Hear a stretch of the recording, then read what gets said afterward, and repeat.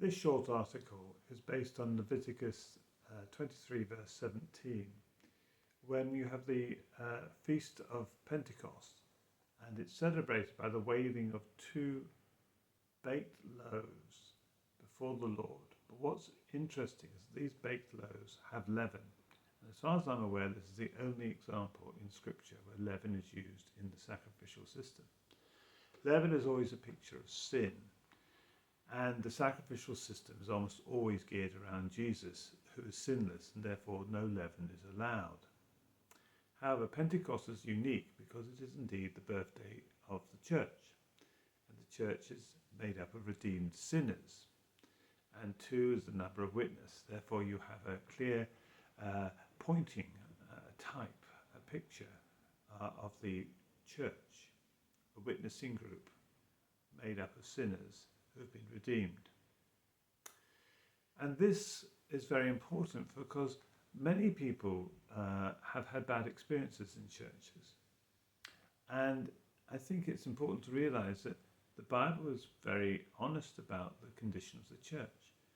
Whilst the church can be a place of tremendous blessing and should be a place of tremendous blessing, because it is made up of redeemed sinners in a fallen world, it can be a place where there's actually a lot of hurt.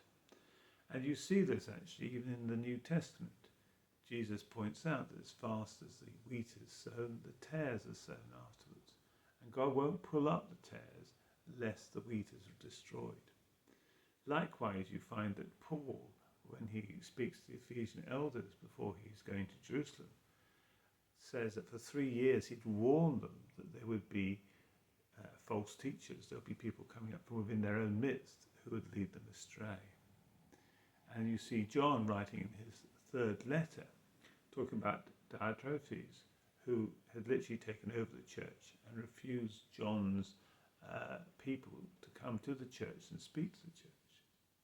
And then you have the warnings about in the last days there'll be false prophets who would lead people astray.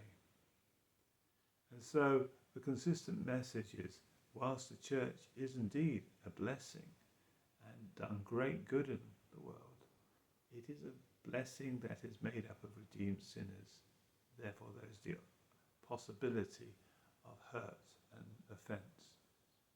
And we must recognise that that is reality that many people have experienced, but it should not stop us from believing in God, because God had warned us beforehand this would be the case.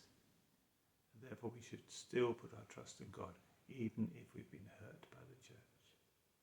Well, thank you for listening.